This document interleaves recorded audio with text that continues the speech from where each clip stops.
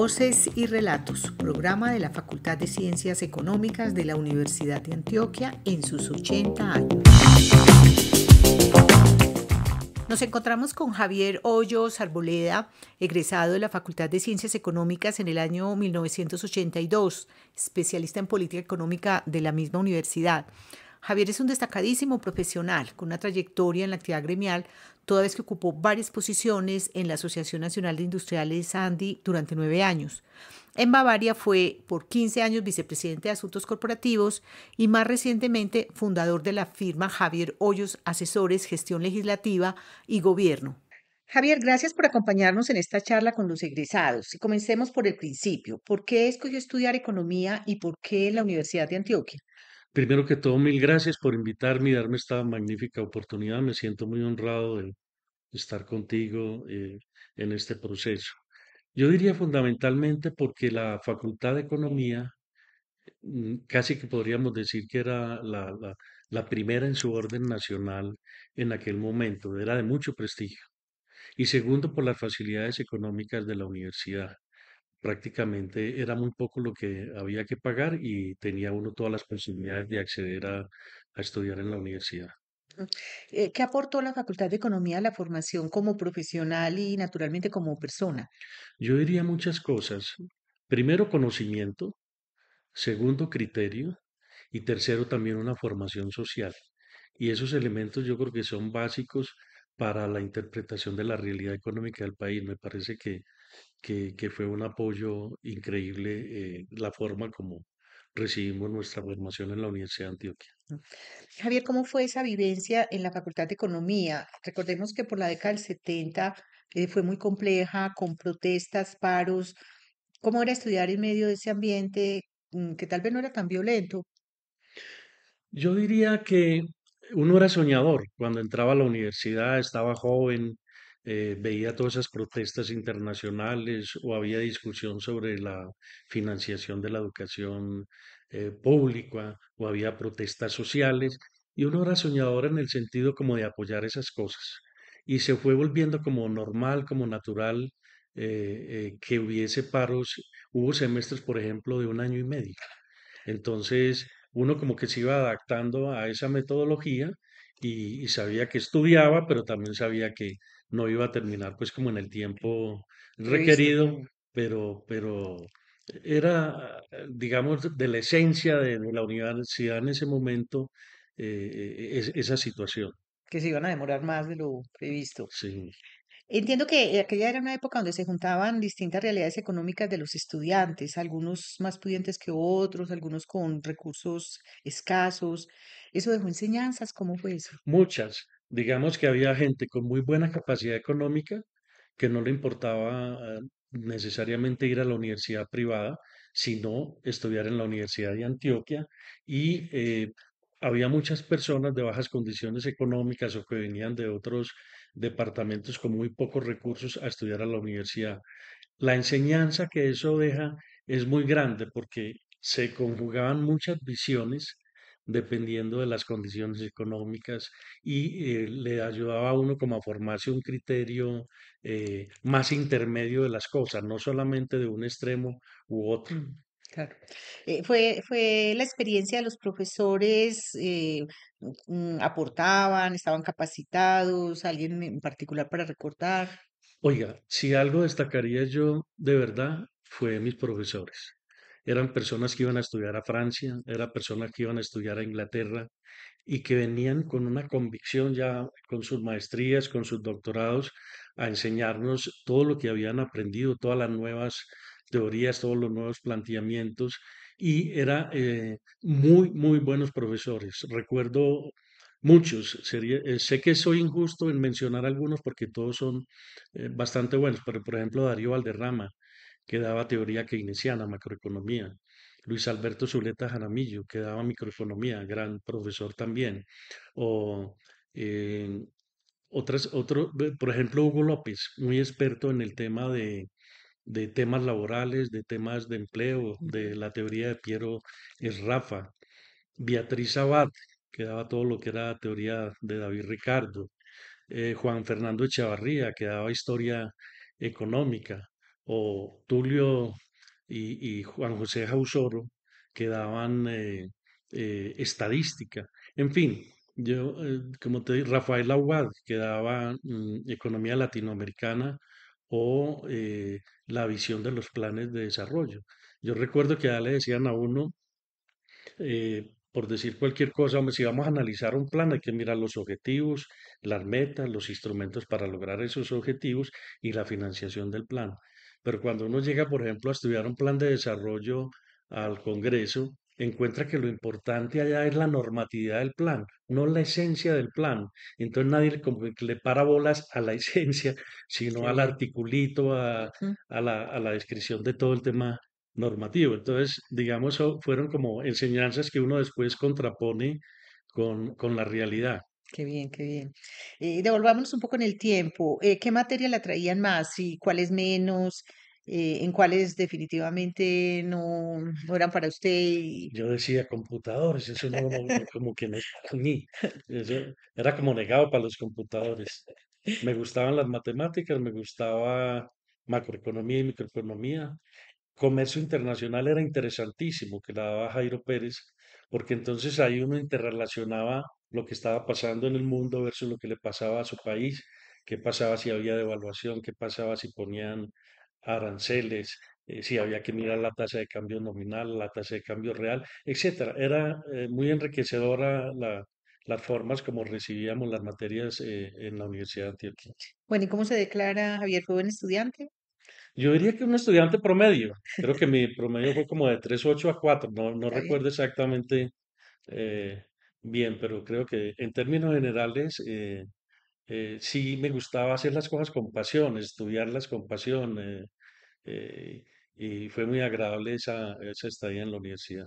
Bueno, ¿qué recuerdos tiene de la ciudad universitaria, de las aulas mismas? Creo diferente a la época actual, ¿qué hacían entre clases? ¿Cómo era esta parte? Eran muy buenos salones, no con la tecnología que hay hoy. Había muy buena interrelación, por lo que te digo, de que había personas de distintas clases sociales y distintos conocimientos, entonces enriquecía mucho la discusión en las clases y entre clase y clase había unos tiempos que los compartíamos en las cafeterías y ahí seguía la discusión y los temas y tradicionalmente también cuando había exámenes, uno iba 2 o 3 días antes a las aulas, se reunía con los compañeros para Qué preparar bien. bien las materias y enfrentar pues los exámenes cuando tocaba. Bueno, qué bien. A usted le correspondió hacer tesis, ¿verdad? ¿De qué trató y quién fue el director? Y hablemos un poquito de ese trabajo. Mira, mi tesis fue Estructura y Dinámica del Comercio Callejero en Medellín. Fuimos como 5 o 6 los que abordamos ese tema y el director de tesis fue Hugo López. Fue una experiencia muy grata. Escogimos 350 manzanas en Medellín, las censamos, identificamos cuáles eran vendedores ambulantes, cuáles eran vendedores estacionarios, cuál era la tipología de productos que ofrecían los vendedores callejeros, cómo estaba concentrado el número de puestos en las calles, por qué se daba concentración o por qué se daba dispersión en el espacio urbano céntrico. Y ahí encontramos cosas muy interesantes. Había gente que era verdaderamente cliente de la calle y estaba, digamos, un 80% de los puestos concentrados en un área y había lo que llamamos economías de aglomeración. Por ejemplo, tenía sentido que 100 personas vendieran calzado o ropa porque si no tenía la talla, el color, el diseño, era lógico pasar de un puesto a otro, pero no tenía sentido la concentración en el espacio urbano céntrico de actividades como cigarrillos y golosinas, porque el producto es muy homogéneo. Entonces nadie va única y exclusivamente a comprar el cigarrillo o la fruta, es más del contacto del individuo con la calle. Y pudimos establecer la movilidad diaria, horaria, mensual, y se hicieron unas recomendaciones para efectos de atender el tema de las ventas callejeras en Medellín. Bueno, muy interesante. Javier, ¿se puede defender la posición empresarial, digamos, privada en la universidad pública? Porque de pronto se tiene el mito de que eso no es posible. En su experiencia, ¿cómo ha sido? Yo soy un ejemplo de eso. Prácticamente siempre he estado en la actividad privada a pesar de haber sido formado en la universidad pública. Y hay muchos otros grandes empresarios, como por ejemplo los dueños de Catronis, de Alcosto, que estudiaron en la universidad y con unos éxitos tremendos en el tema empresarial. Lo importante es tener buena formación, que la da la universidad, criterio y saberlos usar para defender las posiciones que uno tenga que defender, bien sea que esté en el sector público o en el sector privado. Yo, por ejemplo, fui miembro de la Junta de la Cámara de Comercio de Medellín, de Confama, de la Caja de Compensación, pero también fui miembro de EPM, que es una entidad pública, y estuve en el Consejo Superior de la Universidad de Antioquia también pública. Entonces, digamos que con mi formación he conocido ambas experiencias, sin embargo, me dedicaba más por el tema privado. Qué bien. Después de egresado, ¿mantuvo algún contacto con la universidad? ¿Cómo se siente eso de ser egresados? Cuando estábamos terminando, existía la idea de que creáramos como una asociación de economistas, como para tener ese link, para tener esa unión entre todos los egresados y los estudiantes. Y básicamente nos reuníamos como una vez al mes y mirábamos como pensus de otras universidades o discutíamos del acontecer nacional o buscábamos ayudarle a emplear a otros compañeros que estaban saliendo. Eso después se transformó en lo que hoy se llama Corpocédula, que cogió todas las asociaciones de administración, contaduría y economía y que es muy bien manejada hoy por el doctor Darío Jaramillo, con muchos éxitos porque le ayudan a todos los egresados a enfrentarse a la nueva realidad laboral, cómo hacer una hoja de vida, cómo hacer una entrevista, formarlos si en alguna cosa tienen debilidades. Y eso pues todavía persiste.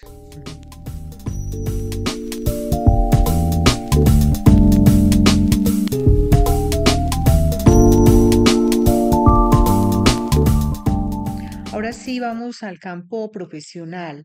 Javier, ¿cómo llega la Andy en las distintas posiciones que durante 9 años pasó allí y en los distintos, digamos, momentos de la vida del país?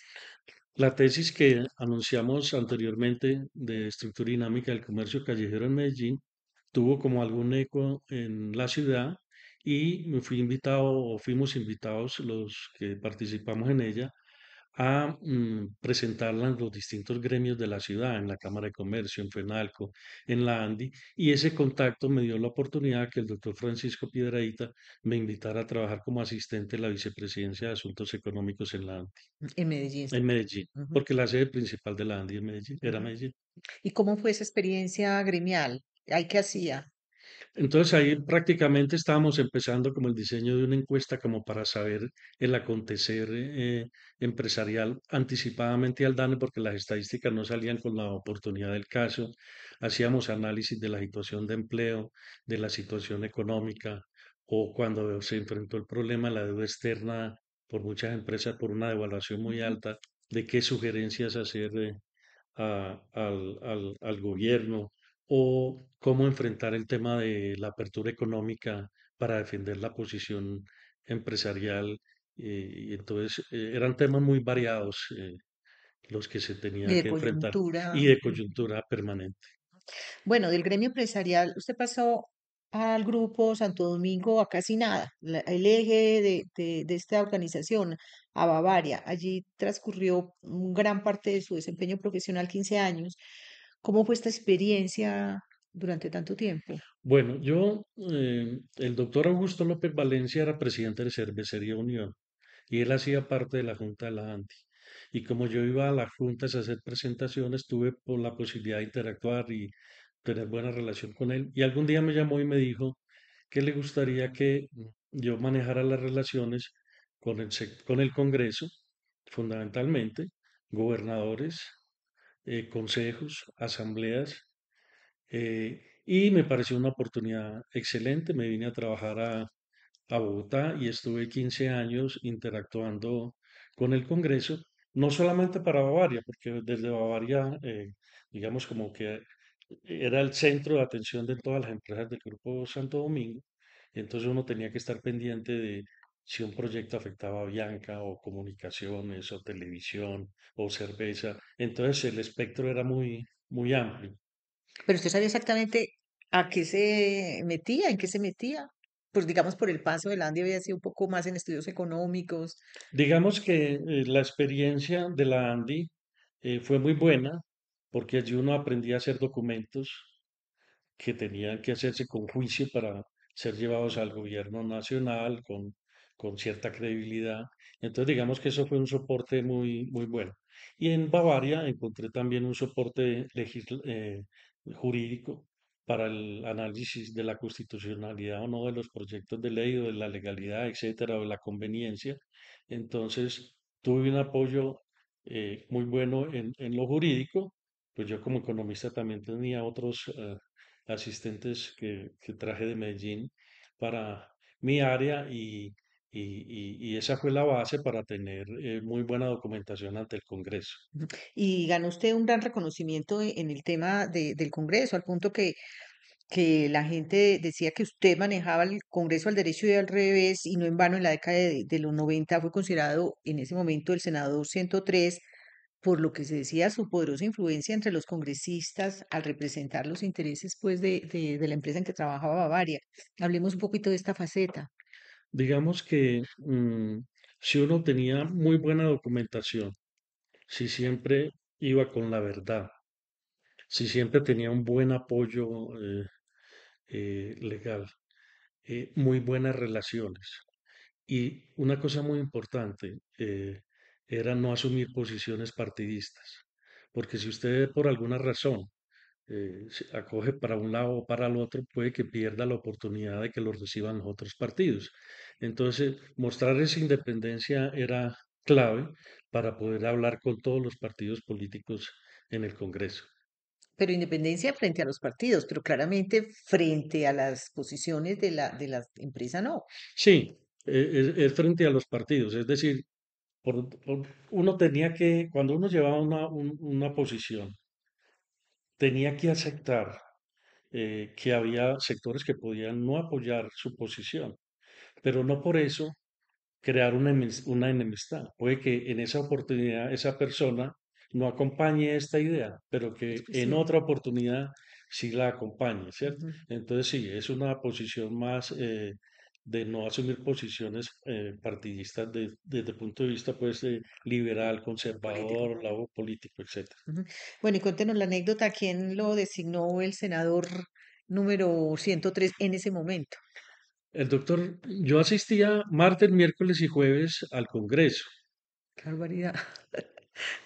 y algún día llegué a la comisión tercera porque había una discusión de temas de mi interés y dijo el secretario, señor presidente, no hay quórum. Volteó el senador Víctor Hernán Barco y dijo, ¿cómo que no hay quórum? Si ahí está Javier Hoyos que viene más que nosotros, es el senador 101, 103. Uno dice 101, 103 y lo mismo dijo Luis Guillermo Vélez y Luis Fernando Londoño Capurro. Sí, ahí está el senador Javier Hoyos. Y entonces me quedé ahí como el senador.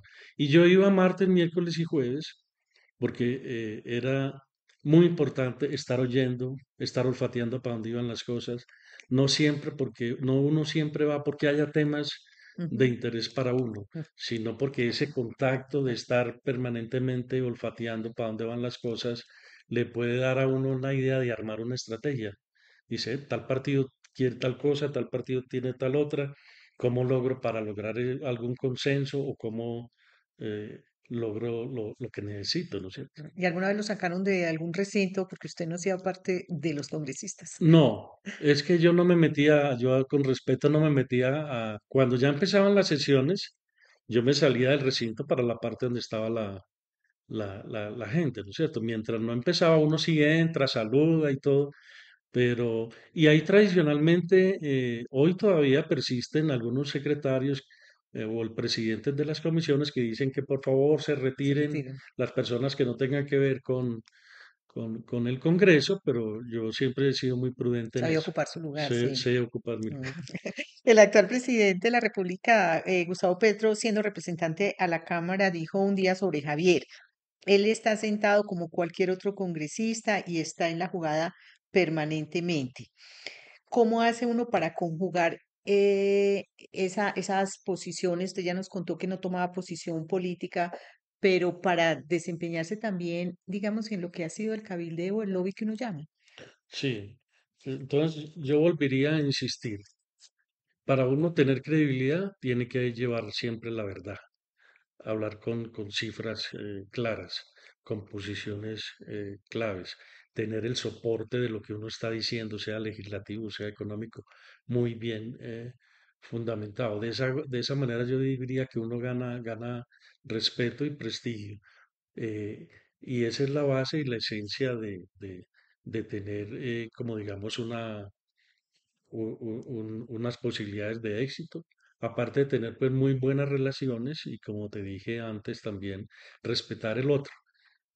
Puede que en una oportunidad no le ayuden a uno, pero puede que en otra oportunidad sí estén de acuerdo con uno, ¿cierto? Entonces, tener muy buenas relaciones, muy buena documentación y ser capaz de respetar las posiciones de Pero todos. saber del tema legislativo, porque sus bases económicas pues eran claras, pero digamos, volverse experto, digamos, en el manejo propiamente Sí, eso de es las clave. leyes. Leerse todo lo que es el reglamento, el trámite de las leyes. Muchas veces uno se ganaba posiciones o a favor por el conocimiento del tema legislativo, ¿cierto? Entonces uno citaba el artículo tal, dice tal cosa, tal otra, esto no se puede discutir ya porque fue negado en comisiones o cosas de ese estilo, que no necesariamente los que llegaban tenían claro eso. Por ejemplo, hoy en día la Cámara se renovó en un 95%, no en un 75%.